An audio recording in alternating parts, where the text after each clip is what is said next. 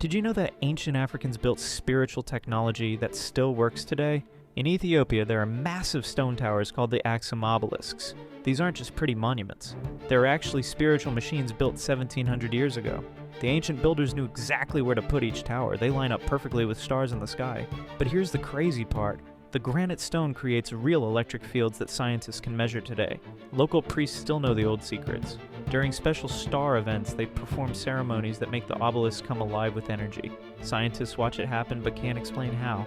The biggest tower is over 80 feet tall. It works like a giant antenna connecting Earth to space. Ethiopian spiritual leaders say that it opens doorways to other worlds. Recent scans found something amazing underground. There are hidden rooms and metal rods running everywhere. The whole site is like one giant spiritual power grid. People who visit say they feel different there. Their minds open up.